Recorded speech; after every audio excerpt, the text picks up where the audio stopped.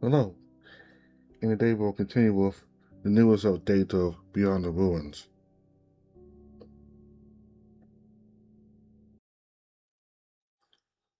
Morning greets me not with light, but with the sound of rain drumming a steady rhythm against the metal roof. A deep chill has settled into the room, seeping through the thin blankets. I was woken up by the cold and the hollow ache of hunger gnawing at my stomach. Pushing myself up, I see the gray, watery light filtering through the dusty window. Guess Victor was right. It is raining.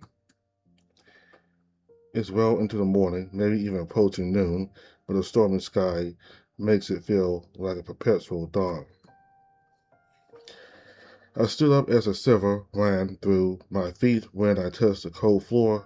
I tried to search my jacket and boots, slipping it in before I went outside. Stepping out into the hallway, the air is slightly warmer, carrying the faint, comforting scent of wood smoke. The base is quiet, save for the relentless rain. Remembering Rick's usual routine, he's almost always up first, a constant in the unpredictable stream of day here. And there he is, just as expected.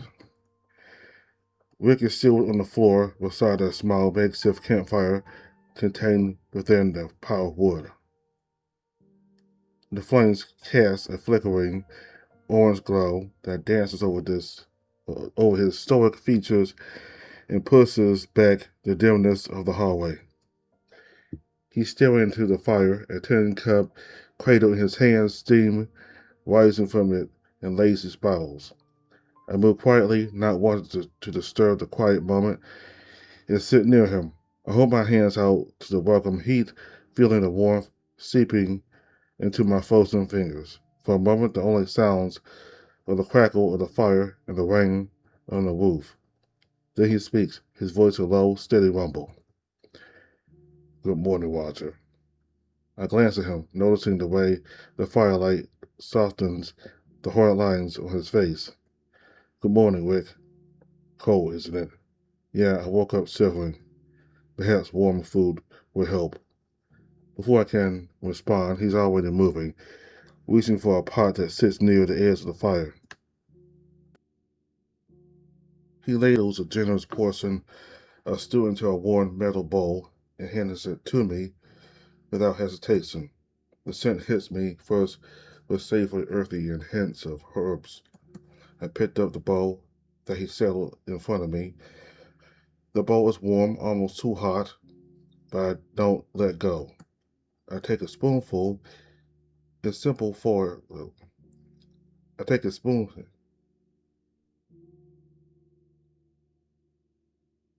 I take a spoonful.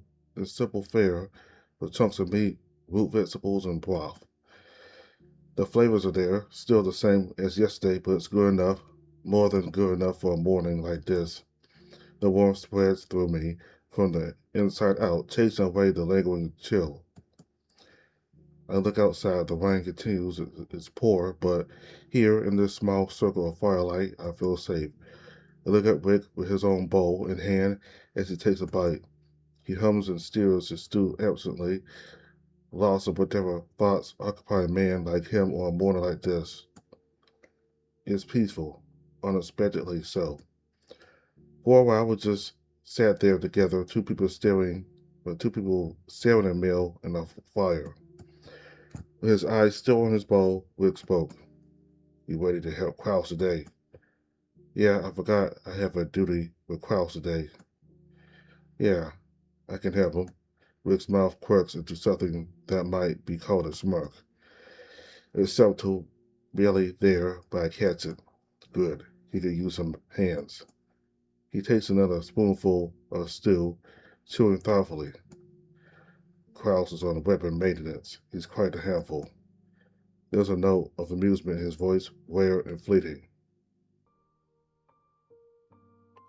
I can't help but wonder what I'm getting myself into. With the warmth in my belly and the fire at my side make it easier to face whatever comes next. The fire crackles while the rain drums on. I eat peacefully as the stew warms me from within. Then footsteps came from the left hall. Heavy boots on concrete echo through the hallways. Zeke appears from the stairs. He rarely goes down to the hallways, but given his look, I think it's reasonable. Water swings from his jacket. His hair is plastered to his forehead as he approaches us on the campfire. It's raining heavily outside. He pulls off his gloves. Can't continue my job on the rooftop. I'll get cold up there. He walks over to the fireplace and sits beside us. He grabs a bowl and spoon from the corner.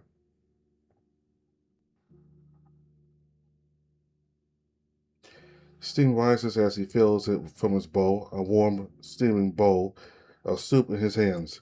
He blows on his stew to cool it down, take a careful sip. For a long moment, there's only the roar of rain and fire. Then he speaks. We saw some chimera sightings. It's been a while since I saw one. It might be from the winter. We should stay alert. Rick looks up from his bowl with his spoon still in hand. There's chimeras out there. I know that they wander. They don't appear often, especially in winter. The cold usually keeps them sluggish, if I remember. How many did you see? 3 yesterday. 2 today. It might be migrating. They're all moving towards the west. West. That's towards the port. Maybe they're moving somewhere warmer. I'll coordinate with Wilfred later. See if the weather shows their behavior pattern. Rick's gaze remains fixed on the middle distance. Chimeras don't move alone. They're scavengers. They move with leviathans. Chimeras guide them to the prey. Leviathans take it down. But they're not supposed to be awake in the upcoming winter. But they weren't circling above the rooftop either. It's not us. If they're shifting west, then probably something from the west has food and prey for the leviathans. Carcasses, vegetation, and other survivors. Anything left that's edible. Then there might be other survivors. We can't assume since we scavenged the whole area undetected and we neither found any signs of life. We're not sure. We need to be careful. We don't understand these things entirely. Definitely. But now we're checking our resources. Boris is running through an inventory check. Check how many resources we have left. We notice a decline in supplies. He takes another bite from his bowl. I'll join Boris after this. Checking medical supply. I'll join Boris after this. Checking medical supplies, food rations, water stores. We have water supplies from the rain. Rick sets his bowl down and crosses his arms. We can get them bottled up later. Good. We'll finally be able to get out of this place soon. Zeke stands up, brushing off his pants and setting his bowl aside. He stretches up before taking a quick glance at you. I'll be back after the supply. Might be a few hours. He walks down the hallway, making his way towards the upper floor. You finish your own breakfast, a lukewarm soup, and whatever's left from the morning. Hearing them chatter about the chimeras you saw yesterday made me think it's a serious issue, considering that Boris mentioned it was the Horde. Wait, they said they're migrating, but they don't know if it's the Horde. Maybe he knows more about these creatures. I have no idea how these creatures work. If only my mind can remember. I can only remember a handful of things like basic needs and stuff. Well, best to think that I should be more wary. You're thinking deeply there, Roger. Was just worried about the situation. Chimeras attack less frequently. They can only cut but not kill. They feed on dead bodies. You don't need to be worried about it. Yeah, maybe you're right. I stood up, remembering my duty with Kraus. I took a few twists and stretches as a warm-up before I looked at Rick. I'll go help out Kraus on his job. At least make myself useful. Good luck, Roger. Thanks, Rick, for the mail. He gives me a nod with a slight smile. I gently smiled before waving bye to Rick and slowly made my way towards Kraus' workshop, echoing through the hallways with each step. Not that you hate working with Kraus, but guns aren't exactly your forte. But still, orders are orders. I have to make myself useful. I walk down the main corridor with my boots echoing against concrete floors. As I make my way toward the workshop, I can hear the faint clicking of metal even before I reach the door. I knocked on the door twice, then Kraus spoke. Come in. The voice is muffled but recognizable. I push the door open as the workshop sprawls before me, still the same as I last saw it. The fluorescent lights hum overhead, casting everything in cold white. Kraus looks up from a rifle he's cleaning, surprise flickering across his face. Roger, well, this is unexpected. He sets down the screwdriver with a slow grin for me. Don't tell me you're finally ready for another gun lesson. I shake my head. Well, not exactly. Rick sent me. He said you could use a hand today. Kraus raises an eyebrow, glancing toward the workbench. Did he now? He wipes his hands on an oil-stained rag, considering. Usually Victor's the one helping me out, but I won't complain about an extra set of hands, especially with the inventory backlog we got. Boys wants everything functional by the night. He gestures towards the far wall, where crates are stacked haphazardly. But since you're working with me, here's what I need. You don't have to know guns for this, so don't worry. Hand me tools when I asked for them. They're all on a pegboard, wrenches, screwdrivers, hammers, files, measuring tape, and a lot of stuff. Fetch materials from the corner. There's cleaning patches, oil, lubricant. I'll tell you what I need as we go. And help me move the heavier crates. Some of these ammunition boxes aren't exactly light. He points to a clipboard on the nearest bench. We're doing maintenance checks on every weapon. Condition reports. Make sure you list them. Light work, but tedious. Think you can handle it? I nod, rolling up my sleeves. All right, where do we start? Attaboy, I like a bloke that's eager to work. Kraus picks up the rifle again, settling back into his rhythm. I grab me the spanner, the tin one. Should be on the second row, third hook. I move to the pegboard, scanning the organized chaos of tools. I don't know what tin looks like, but my fingers find a rinse. I then hand it to him. Now grab me 3 cleaning patches from that box on itself, the white ones. The workshop settles into a rhythm, his hands working with practiced precision by movements, filling the gaps. The room is filled with metal clanks with the rain drums against distant walls. You know, not many folks bother coming down here. Not all know their way on guns. I appreciate that, mate. Got a bit lonely, just me and all these greasy bits and bobs. I mean, it is quiet out here. I can swing by whenever I'm bored. I can't always make it, but I'm glad for the chat when I do. Bored, eh? Tell you what, next time you're bored, I'll show you how to field strip a long-range rifle. It requires steady aim and sharp eyes to learn on that. Once you get used to it, you'll be like Zeke. Really? Alright, beats you sitting around staring at the walls. Just don't tell Rick. He thinks my methods are unsafe. Maybe when Boris decides to train you, I think you'll be a perfect candidate for a sniper. He doesn't look up, just keeps working, but I can see from his face a gentle smile. I don't know how I can process it. I never expected myself to have sharp eyes and proficiency, but regardless, it is what makes me useful. I brush my thoughts, and the work continues, passing over Krause's tools and screws. Pass me the screw box, the blue one. I handed the box over. It was filled with screws, bolts, and nails.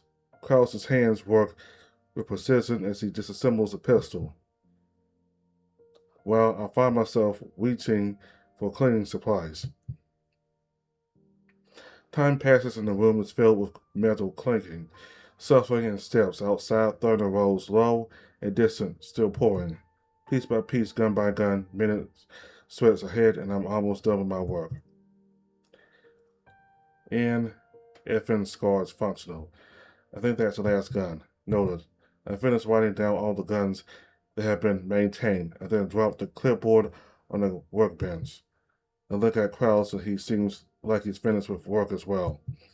Gotta test all these bad girls soon. Bet you can try one on your training. Right, training. The thought of it ties my stomach in knots. A test drive, huh?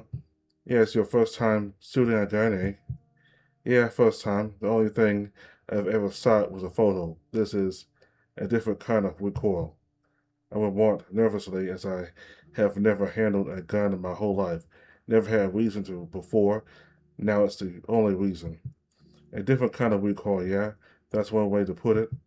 Just imagine holding a camera steady. It's almost stance. Steady your base and aim your camera at the right angle. He mimics the gentle press of a camera button with his thumb. Then snap. You'll get a perfect shot. Well, except for the recoil, just imagine that the shutter click, just louder. The analogy catches me off guard. Comparing a lethal instrument to a camera should feel absurd. But it makes sense in a strange way. Of course, he put it into terms like that. I find myself shaking my head with a faint, incredulous smile. Make it sound so simple, like I'm just framing a landscape shot instead of, preparing to defend my life from these monsters. Krause lets out a short, dry chuckle, wiping his hands on the oil-stained rag tucked into his belt. Well, when you put it that way, sounds bloody dramatic, doesn't it? He leaned back against the workbench, crossing his arms. But the principle is the same. You panic, your shot goes blurry, wide, all smudged up like a dodgy photo. You breathe, focus, fix your angle. That's when you hit what you're aiming for. He sets down the last rifle, wiping his hands on that same old rag. Besides, you got steady hands, a good set of mitts on you. I've seen you work today.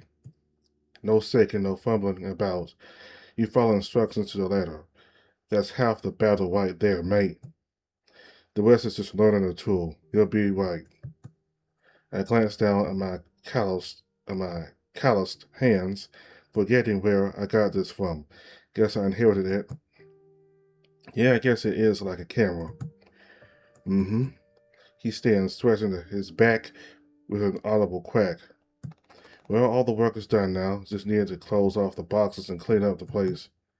Together we worked to put the space. Krause closed and locked the cabinets. Crate lids thudded into place. I returned the tools to their corresponding place on the rack. Krause gave the scarred table a final swipe and wiped the workbench down to a seat. The workshop looks much cleaner. Krause picked up the clipboard. Boys wants a report before dinner, and I'd rather not deal with his nagging on an empty stomach. You want to grab lunch together? Sure, I'm feeling hungry too. We both walked down the hallways as the rain continued its endless sour against the concrete walls. It was quiet, only filled with the ambience of rain and our footsteps. We soon reached the campfire, which was exhausted and empty. Seems like Rix hasn't come back. Krause stares at the empty pot, then the dead fire, then the unopened tins of vegetables. He scratches his head. Right, well, fire's out. And Rick's the one who cooks meals. I'm not usually the greatest cook, but we can try cooking it for ourselves. It's just water, meat, vegetables, and spices. Not that complicated. I mean, yeah, why not? We head towards the wood pile and grab some fuel to set up a fire. A crate sits nearby, supplies stacked inside, dented pots, utensils, and a pot holder, jars of spices. Another crate holds the basics: preserved meat, wrapped in brown paper, canned vegetables, a jug of water. It's not much, but it works. Kraus crouches by the fire, feeding it a few more pieces of wood. All right then, let's see if we can manage not to poison ourselves. I rummaged through the crate, pulling out a pot and a cutting board that's seen better days. The meat is tough, some kind of preserved venison, maybe hard to tell anymore. Unwrap it, setting it on the board. You want to handle the fire or the prep? I'll keep the fire going. You do the honors with a knife. I'll open the cans. Should be strong enough. Fair enough. I grab a knife from the crate, blade decent, handle worn smooth. The meat resists at first, but I work through it, cutting it into rough chunks. Not pretty, but they'll cook. Kraus adjusts the pot over the flames. The metal already started to heat. Toss them in when you're ready. We'll seal them a bit before the water goes in. I scrape the meat into the pot. It sizzles immediately, fat rendering, edges browning. The smell hits, rich, almost too strong, but not unpleasant. Kraus prods at the pieces with a wooden spoon, turning them. Not bad, not bad at all. All right, vegetables next. Kraus reaches for a can, dented, labeled half peeled, and pry open. Carrots, maybe, or turnips, hard to say. He takes it, dumping the contents into the pot without hesitation. Right, now the water. He pours from the jug, slow and steady, until the pot's halfway full. The liquid hisses as it hits the hot metal, steam rising in a thick plume. Spices? Yeah, let's not leave it bland. I fished through the crate, salt, pepper, something that might be thyme if I squint, but none was fine. I added pinch of each, maybe more salt than necessary. Kraus stirs, the spoon scraping the bottom. Now we wait. Let it simmer. Should be 20 minutes, half an hour, something like that. We settle back, washing the pot. The fire crackles, the soup bubbles quietly. Time passes as the rain continues to pour. Eventually, Kraus leans forward, dipping the spoon in and tasting. His face goes neutral. Well, it's soup. I took the spoon from him, trying it myself. Warm, salty, vaguely meat flavored. Not good, but not terrible either. Mediocre at best. Aye, but we made it. That counts for something. He grins, ladling some into a chipped bowl and handing it to me. Cheers are not poisoning ourselves. Cheers to that. We eat in silence, the soup filling the hollow space where hunger had been. It's not Rick's cooking, not even close. It's ours. And it tastes worse. But for now, that's enough. The soup is hot, at least. That's something. Each spoonful is for fuel, not flavor. Kraus stares into his bowl, expressing thoughtful. You know, I'm trying to imagine what Rick would say if he tasted this. He swirls a spoon through the murky liquid. Probably something polite, but his face would tell the whole story, wouldn't it? I can't help but smirk. He'd probably find the nicest way to say it's terrible.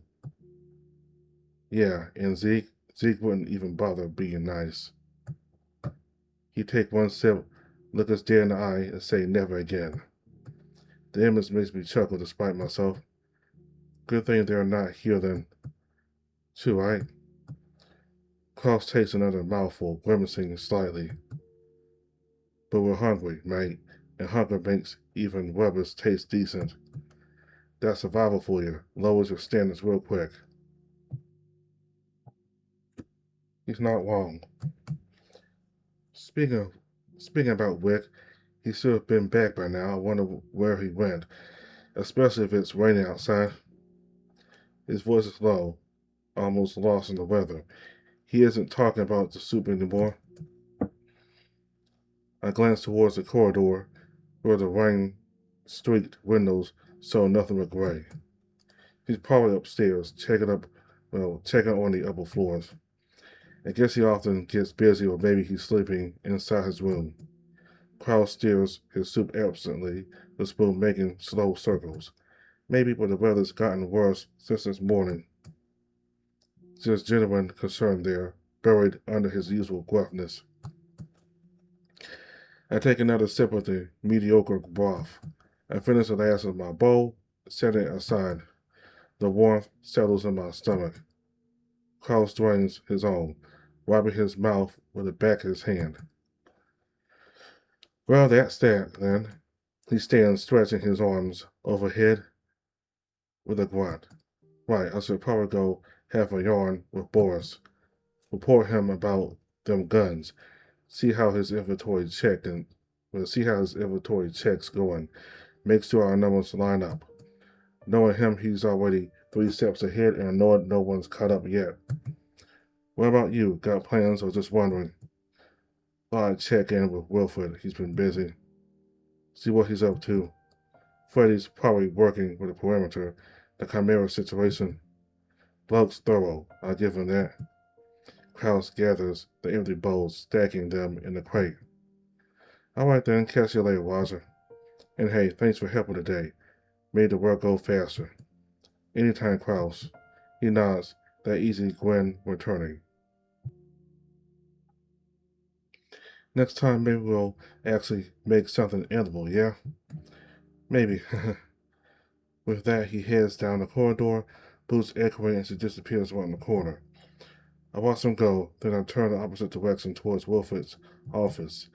The hallways feel quieter now, most people at their stations, while the rain continues outside. I wonder how Wilfred is doing. Hope he didn't tire himself. I walk down the hallways, and when I reach his room, the door was slightly ajar. I can see papers scattered across the desk, maps pinned into the wall, red markers tracing routes and positions. I knock softly. Wilfred, you there? There's a pause, then. Come in. The voice is tired and strained. I gently push the door open. Wilfred sits hunched over his desk, one hand pressed to his temple, the other holding a pencil. Maps, topographical charts, patrol routes are scattered on the table, notes scrawled and tight with messy handwritings. I didn't know Wilfred is a messy handwriter. He looks up as I enter, eyes bloodshot, face drawn. Roger, what brings you here? He tries for a smile, but it doesn't quite reach his eyes. Just checking in. I wanted to see how you're holding up since our talk yesterday, earlier in the morning. You doing okay? Wilfred exhaled slowly, setting the pencil down. Boris gave me the inventory numbers. Zeke also discussed the Chimera sightings. We're running plans and contingencies for the worst case scenario and everything in between.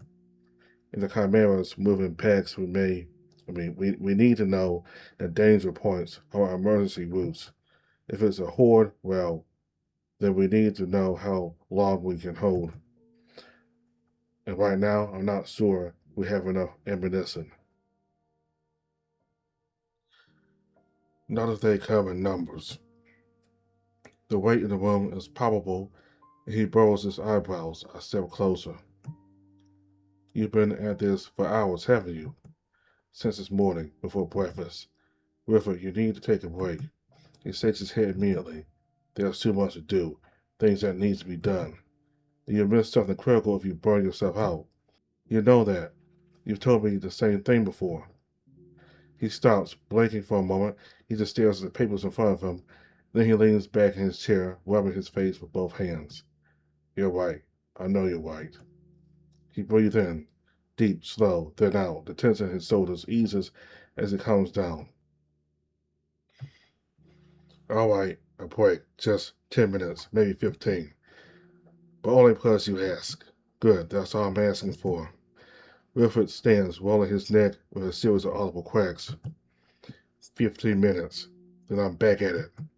He moves towards the window, small, grimy, moist as he stares out at the gray sky. Wilfred stares out the window, watching the rain streak down the glass. For a long moment, he's silent, then, quietly, you know what? I've been thinking about making soap. Soap. He lets out a small, almost embarrassed laugh. Yeah. Remember last night? I mentioned wanting to make some. I got all the ingredients sorted up. Lye, oils, some herbs for scent, if I can manage it. Thought it would be a good project. Something practical, something more hygienic.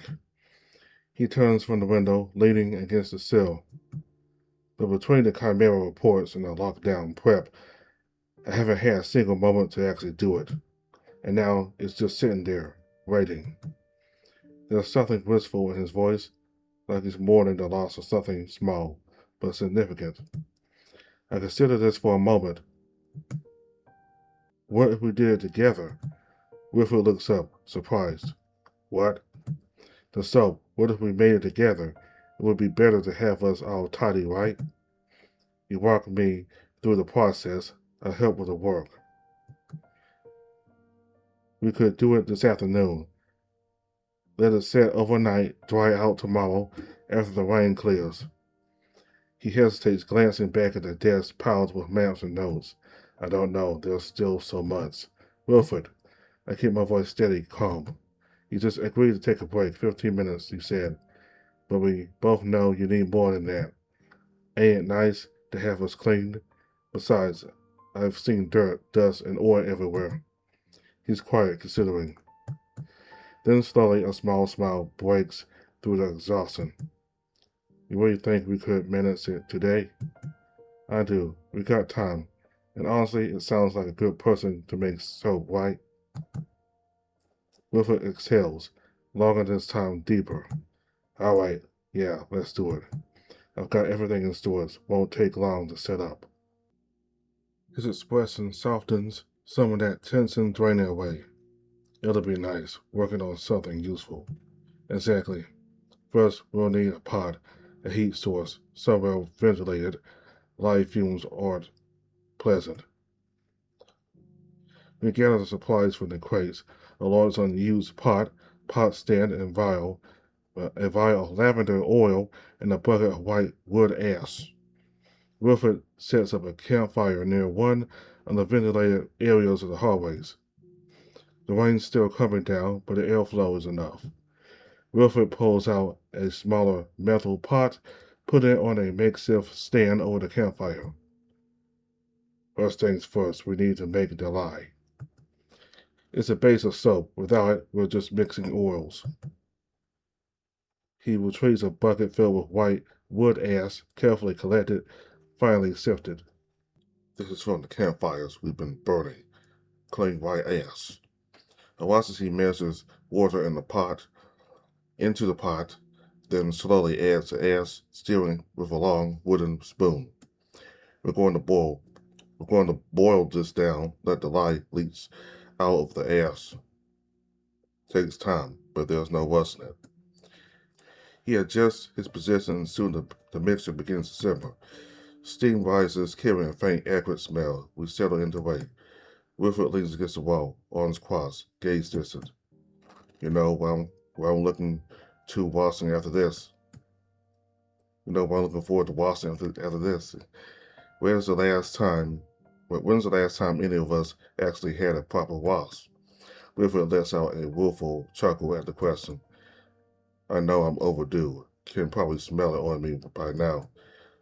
Maybe after the rain or now, whilst myself butt naked outside. I blushed at the thought, but I shrugged it off, knowing that it's not right to see him naked. I wasn't going to say anything, but yeah, I know. He grinned, shaking his head. There was a spot downstream about half a kilometer from here, gray enough for us to walk. Once this weather clears, I'm going. Where I'm going. Can't wait to smell like flowers. Yeah, I also can't wait to shower soon. Make sure to bring some towels. Can't go home while still wet. The water bubbles steadily, the air darkening as the light extracts. Minutes pass in comfortable silence. Wilfred checks the pot occasionally, stirring, testing the consistency. We're close. Another 10 minutes, maybe. I have other small things that I have to that I have in mind. Normal things, like having time to read or fix that old radio in the corner of my room. Things that don't involve survival. There's a softness to his voice. It's easy to forget that life used to be more than just this. Yeah, it is. The pot hisses softly. Wilfred leans forward, inspecting the mixer. All right, that's done. He carefully lifts the pot off the heat, setting it aside to cool slightly. Then he retrieves a clean cloth, stretching it over a second container. Now we filter out the saline solution. He pours slowly, the dark water straining through the cloth. What emerges is clear, pale amber. Perfect. Now we mix it with the oils. From his pocket, he pulls out a small vial. Lavender oil, just a few drops. He uncorks it, and then scent blooms into soft, floral scent.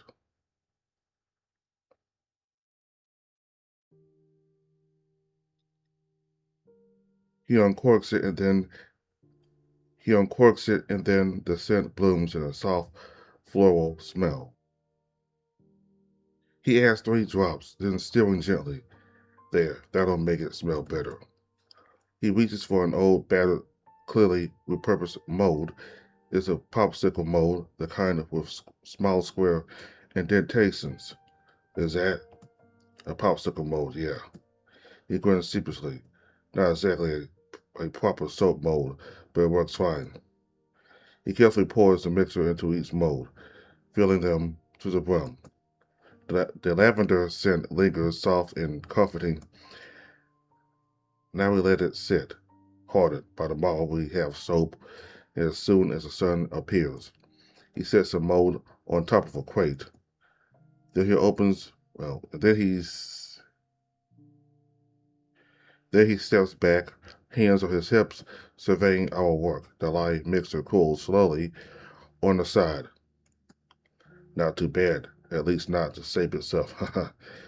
Little popsicle soaps. Could be worse. Could be a lot worse.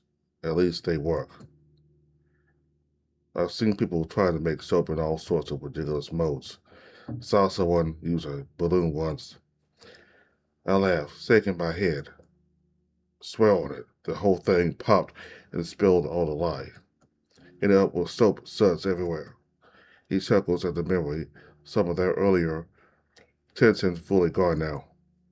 At least with this, we just pop them out like, well, popsicles. Lavender popsicles that clean you. Sounds marketable. Right. We could start a business after the apocalypse. Wilfred's Artisan Soaps. Sounds like it has a nice ring to it.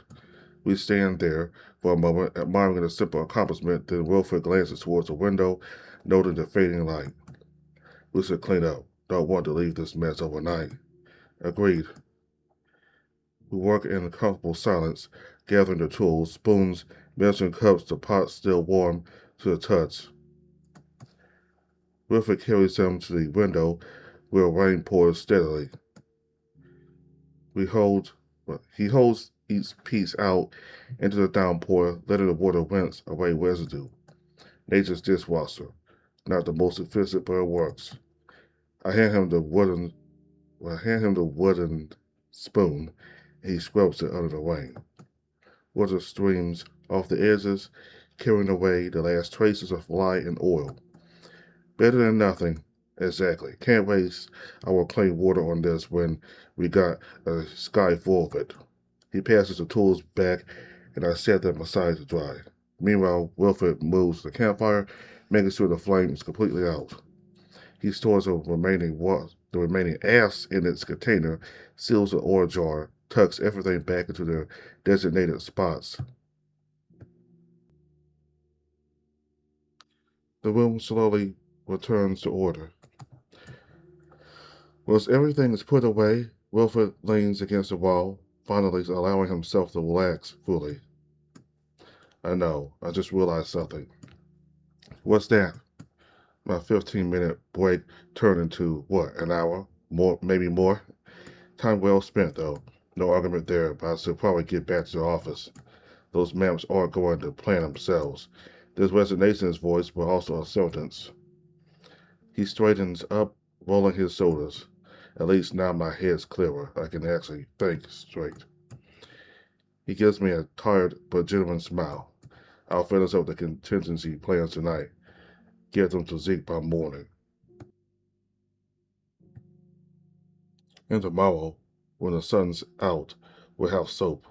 Sounds good, right? Yeah, I think it would be useful. Wilfred heads towards the door, pausing at the threshold. Thanks again, Roger, for everything. Anytime, Wilfred, you know that. He nods and disappears to the hallway. I watch him go, listening to his footsteps fade. He nods and disappears into the hallway. I watch him go, listening to his footsteps fade. The room is quiet now, save for the rain. I stand there for a moment, considering what to do next. Then it hits me. Scott, yeah, I forgot to check on him. Yesterday's training session, the way he could barely stand by the end of it. I head through the corridors, navigating the familiar paths until I reach his room.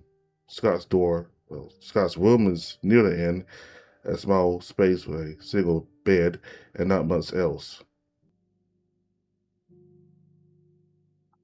The door is ajar. I knock softly, trying not to disturb him.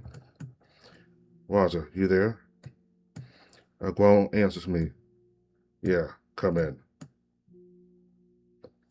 I push the door open.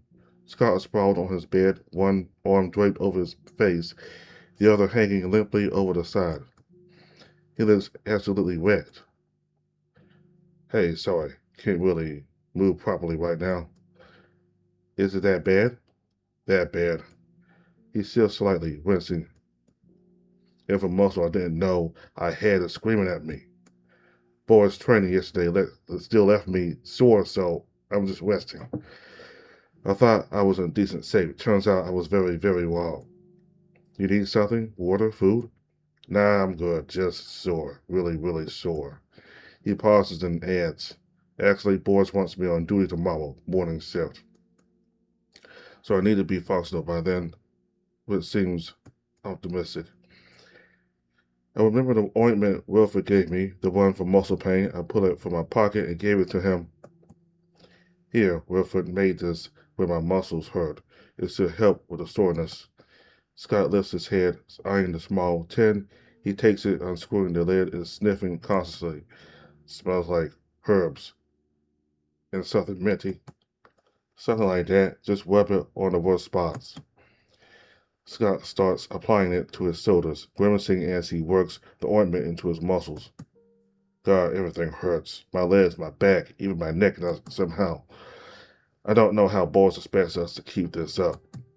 He works the ointment into his calves, sighing. And the timing couldn't be worse. Winter's almost here. That means shorter days, colder nights, more strain on supplies.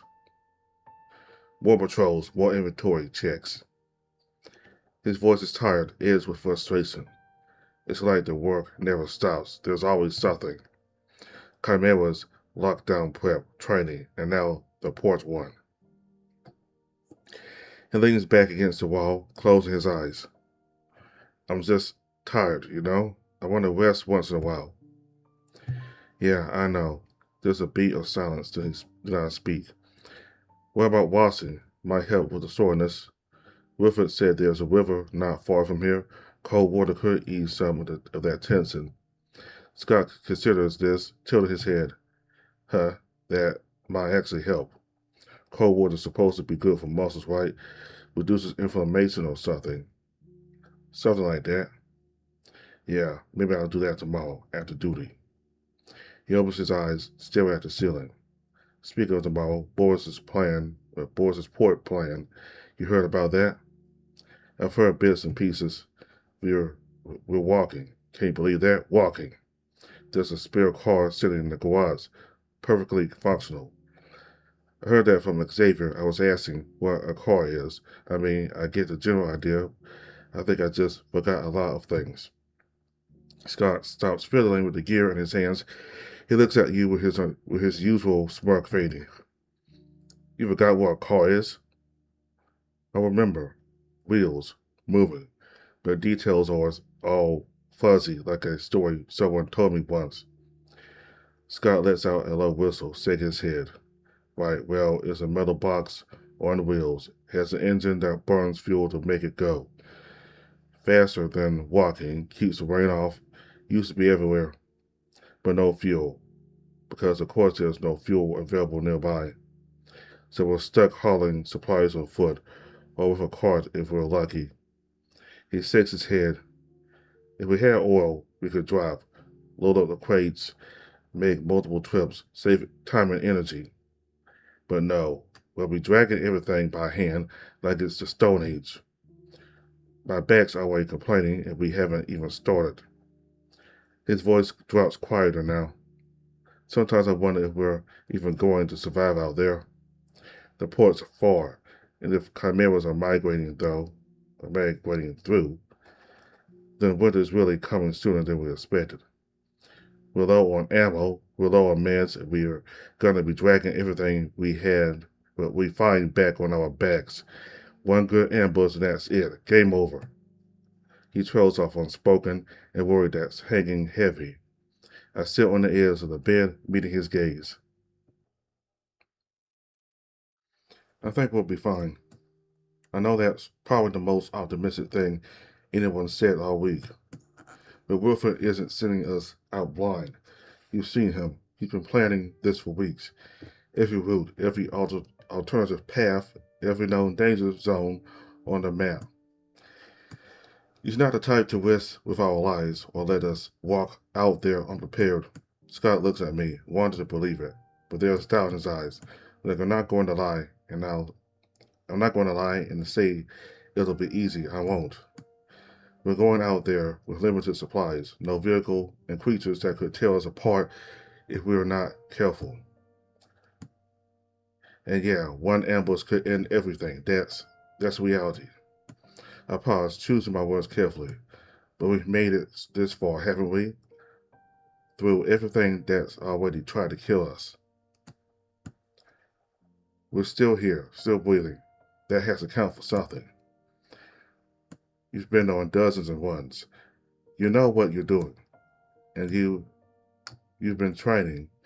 You're not the same person who walked in here weeks ago.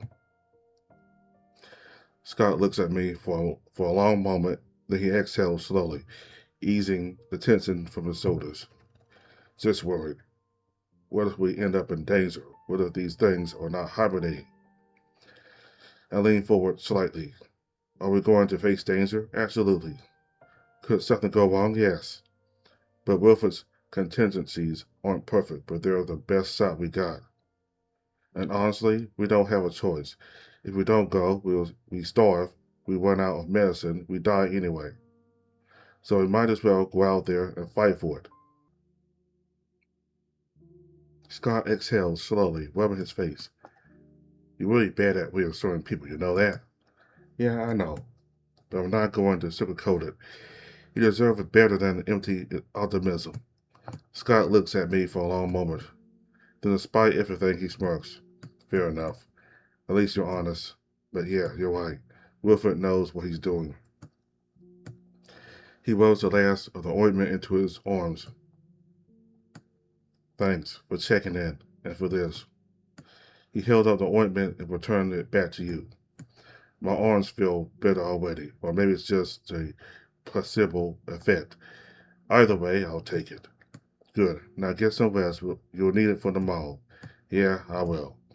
But as I stand to leave, he speaks again. Hey, wait, have you eaten yet?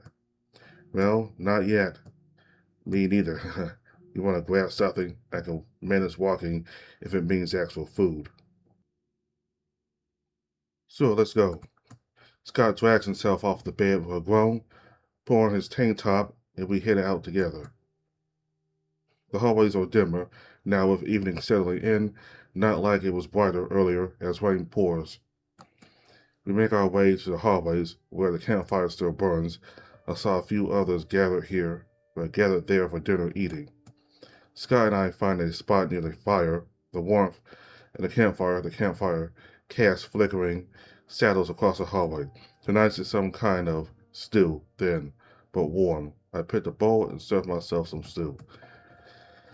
I held the bowl on my lap and I sat in a lotus position. I look up around and see the other people beside the campfire. Around the fire sit Kraus, Xavier Boris, and Victor eating their own bowl of stew. It's rare to see them all gathered like this. Usually they're scattered, each handling their own responsibilities, but tonight something draws them together and it seems like they're discussing something important. I take a seat beside Scott, who's moving carefully, trying to endure the soreness. Scott spoke. He leaned forward with sharp eyes and a serious look. Scott, glad to have you in the conversation. We were just about to discuss the recent sightings of chimeras. Lately, I heard that chimeras are appearing in an unorganized group. It's been flying in groups, which is not a common thing for chimeras. It could be a sign of migration, but we need more information about the vicinity. Zeke should take a look out once.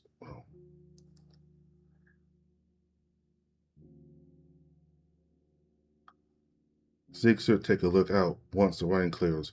Map the chimera movements, identify patterns. He taps a finger against his knee, thoughtful. Has anyone encountered leviathans recently? Any sightings at all? The question hangs in the air. Scott shakes his head. None. Haven't seen one since August. Victor, who's besides Boris, follows up. Same here. Zeke, leaning against the crate with his arms crossed, adds. We've been clear of leviathans for a while now, just chimeras, mid-sized packs mostly. Xavier frowns, processing this. Odd, leviathans don't just disappear. Either they're migrating following food sources, temperature shifts, or they're coming from another island entirely. Could be that the currents change, could be territorial displacement. If they're migrating, they're probably heading west. That's where the warmer zones are. It makes sense why they avoid this area during winter. Hmm, perhaps it's heading to the southern part of Siemburg. Boris, sitting with his back straight and arms resting on his knees, nods slowly. Either way, we stay silent, vigilant. Just because we haven't seen them doesn't mean they're not out there. We don't know much information about these creatures, even if they're around for centuries, but I do know they always adapt or change. That's what we gotta be that's what we be cautious about. He pauses, firelight reflecting his eyes, but they don't change that rapidly. Once the cold really sets in, they'll hibernate, most of them anyway. But until then, they're active, hunting, trying to stock up just like we are. The weight his words settles over the group. Perhaps. Then Boyd sells his tone turning more practical, which brings me to the next issue, inventory. All supplies are low, food, medical, and medicine. Everything's stretched thin and low. With the addition of a new recruit, resource consumption has increased. Medical supplies were spent on treatment and recovery. I'm not placing blame. The point is we're running on fumes, and we need to address it before it becomes critical. Tomorrow should be clearer, Boris. We can scavenge the eastern part. Alright, tomorrow we're running a scavenge operation. Rick, Scott, Victor. You three are heading to the old supply store on the east side. Medical supplies are a priority. Bandages, antiseptics, painkillers, anything you can carry. After that, hunt if you can. We need protein, game, if it's available. Victor Rick nod in agreement. Zeke will brief you in the morning. For now, just know the area has been quiet, but that doesn't mean it's safe. Zeke, you stay behind. Keep watch on the base while we're out. I'll be running a separate scavenge operation, different location, different objectives. I'll be heading to an industrial district looking for tools, fuel if we're lucky, anything mechanical we can repurpose. It's farther out riskier, but if we find what we need, it's worth it. Xavier leans back on his cross. Split operations, but I feel like it's a high risk. It is higher risk, but high reward. If we can get all these supplies, we can go to the port. The earlier the better. Just make sure everyone's armed. Always be cautious. No heroics. In and out. We can't afford casualties. The fire crackles, sparks rise into the air. Scott looks at me, then back at Boris. Scavenge one starts early in the morning, so ideally you're all back before nightfall. If you encounter trouble, pull back immediately. Supplies aren't worth lives. Understood. Boris stands, brushing dirt and dust from his hands. Get some rest tonight, all of you. Tomorrow's going to be long, and I need everyone to be sharp. He looks around the fire, meeting each person's eyes. With that, he steps back, disappearing into the saddles. The group lingers for a moment longer, the weight of tomorrow settling over us. The stew in front of me is cold, the disgusting made me feel full, but I have to eat at least as I try to chew the meat. Around the fire, people start finishing their meals in quiet contemplation. Xavier stood up, setting his empty bowl aside. I'm going to do some reading before bed. Got a book on chimera behavior patterns. Might find something useful. He reaches.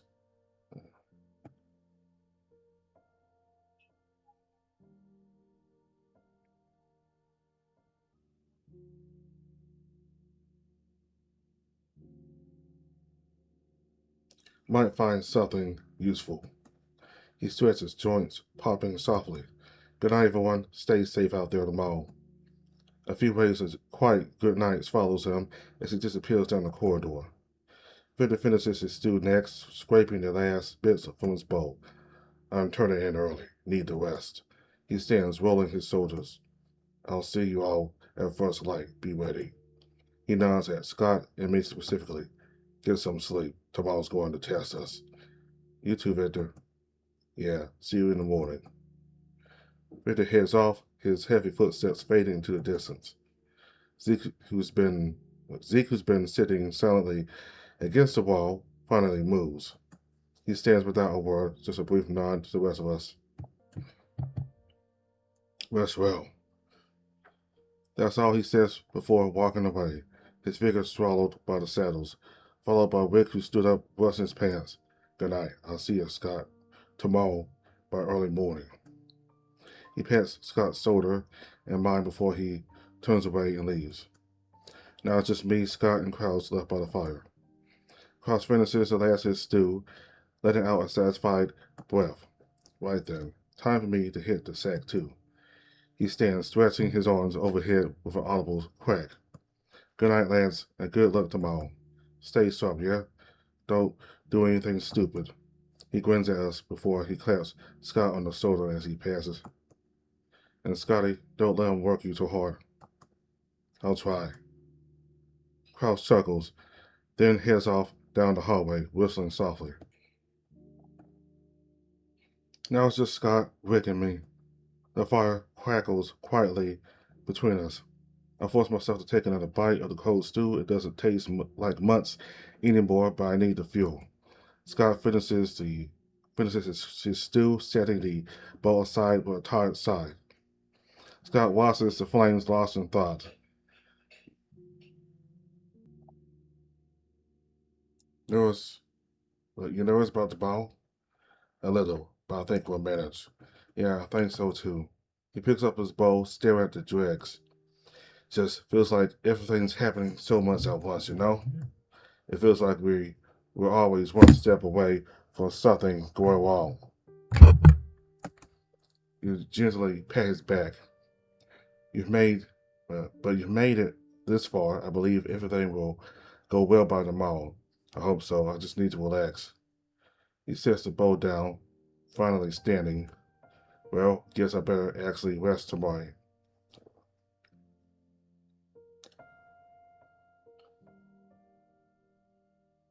Well, guess I better actually rest tonight. Going to need every ounce of energy for tomorrow. Yeah, we both will. The fire burns low, and outside, the rain continues its endless pour. He stretches gingerly, wincing. Thanks again for checking on me earlier and for that ointment. Anytime. See you in the morning, Roger. See you, Scott. He limps off towards the sleeping quarters, moving slowly but steady. And then it was just me and the campfire. And finished the last of my stew, setting the bowl aside. The hallway is now quiet, with just the rain and the dripping water that is heard for the distance. Tomorrow looms large, but for now, there's only this moment, the warmth of the fire and the steady rhythm of rain.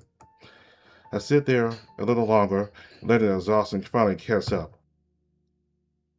I sit there a little longer, letting the exhaustion finally catch up. Then I stood up, headed toward my own room, walking, exhausted, conflicted for the day ahead. Tomorrow's another day to work. My room, if you can call it that, is tucked in the corner of the hallway. I push the door open, the hinges creaking softly. The air inside is cool, slightly damp from the rain seeping through cracks in the walls. It's not much, a thin mattress, a blanket that's seen better days, same room. But it's mine, and right now that's enough. I close the door behind us. Well, I close the door behind me, sealing out the rest of the world. For a moment, I just stood there in the darkness. Then I moved to the bed, sitting on the edge. My boots come off first, then my jacket draped over the back of a chair. I lie down, the mattress groaning under my weight, staring up at the ceiling and let the day wash over me, replaying all the events, so much in one day, so much still ahead.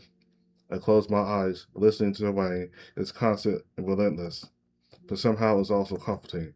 My breathing slows, my muscles relax one by one, then I close my eyes.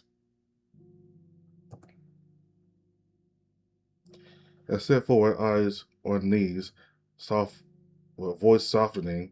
Beside me was Victor. He looks a bit different. I said, rest early. I need to rest. Well, I need to visit my brother. Relax. It's your leave. Take some rest for now. I can't rest without knowing his condition. The doctor says it's a coma. He sits forward, elbows on knees, voice softening. Hey, I know you're worried about your brother, but running yourself into the ground isn't going to help you. You know that, right? He's all I have left, Vic. Our parents are dead. It's just me and him. I give him all my money to get an education. He exhaled in a long sigh, then looked back up at me with caring eyes. And for what? What if he doesn't get better? He's my little brother, Vic. I'm supposed to protect him. I don't have an answer for that. I wish I did. The hardest thing you will ever do is accept that things are out of your control. But I do know that whatever happens, you'll need your strength. It's easier said than done. He sighed, slowly patting my back for comfort. How about we grab some pizza, something at least to lighten up yourself? What do you say? Hey, it's me, Zip Zero, or Zip Zero, the author, artist, and creator of this visual novel. This project is self-made and self-learned that started in August 2023. This is the third build of this visual novel. This project is a tedious one. It took me months to fix a lot of bugs and repair some grammars from the first and second build. I made a lot of changes in this build, and there will be more subject to change. Thanks for reading this. The third build, more content and bug fixing will still be done. Please bear with me for future updates. You can give me a feedback on my Twitter and Itch.io. It would be highly appreciated. Thanks for reading and support. Keep an eye out for future updates. Seeb Zero. Alright, so that's the entire update for the build 3. Alright, so Boris there, he was giving out orders. I wonder who. I think Wilfred is the one who really leads the group, but Boris is like the second in command, I guess. I don't know. But anyway, they got a big day tomorrow, and it's a high risk one. Some people may not survive, but hey, it's something they have to do.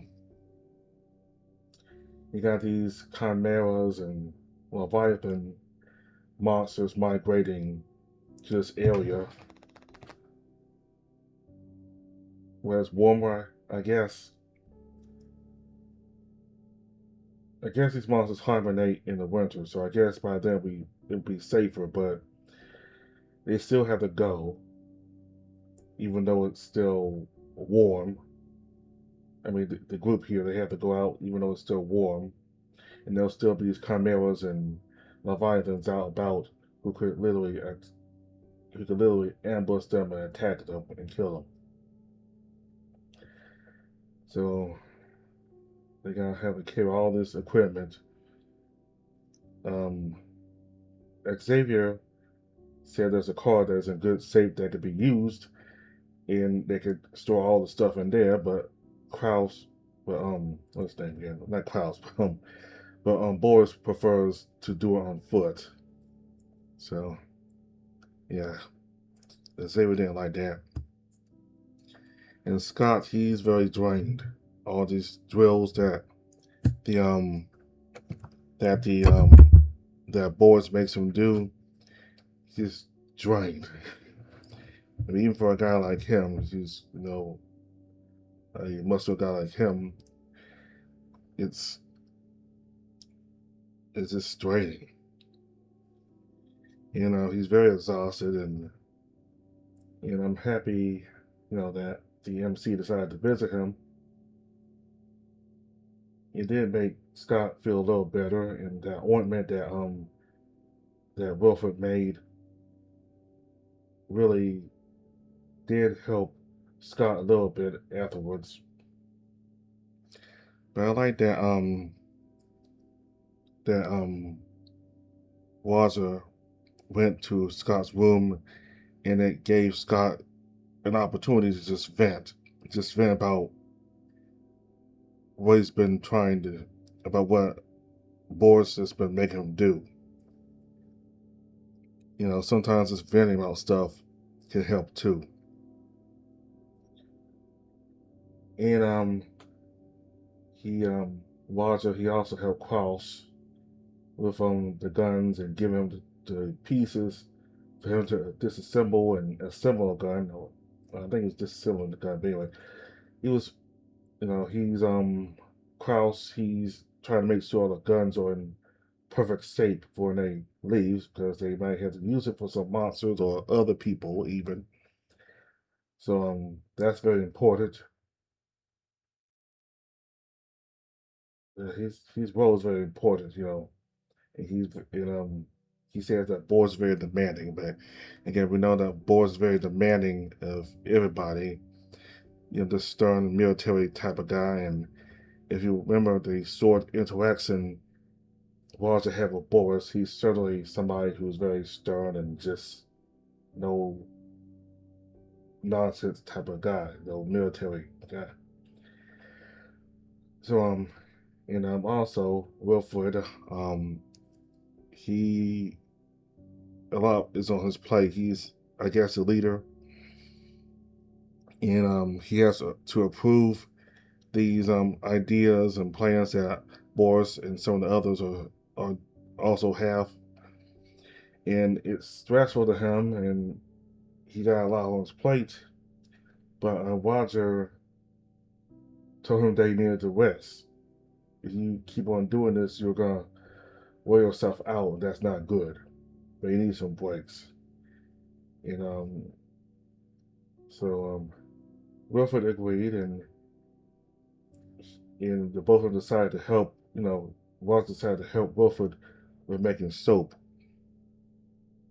And I think something about ash from the wood is a component needed for the soap and mixing the chemicals together, I guess. So everybody here is very knowledgeable at something. Scott, he's doing drills. I guess kind of like, strong muscle guy, so he's doing the drills out there. Though even he is being I can't speak, but even he's being stressed out. It's even too much for him. Klaus is great with disassembling and assembling guns and all that. And Wilfred, he's the leader. He's got leadership on him, and plus him knowing how to make soap and and um and what else? Victor being able to construct some things and repair stuff. Everybody here has talent and some capabilities. And all that's going to be important for the journey ahead. Everybody has something they know what to do. They have a talent, and they put those talents together. That's increase that increases their chances for survival. And plus, with Rick being a cook, he's very knowledgeable at cooking and putting the meals together and spices, all that. He's also very talented. Everybody put together. Everybody contribute and do what they're knowledgeable in, that can help the whole group in survival. So so next update should be them heading off for good this time, or for real this time. I thought maybe they would have done it in this update, but basically it's just an update with them preparing for them to leave. So next update should be them heading out. It seems like there'll be an update every several months, so it may not be until probably summertime that a new update comes out, unless the creator somehow is able to do it sooner. But it takes a long time to do this stuff, so we'll just have to wait. But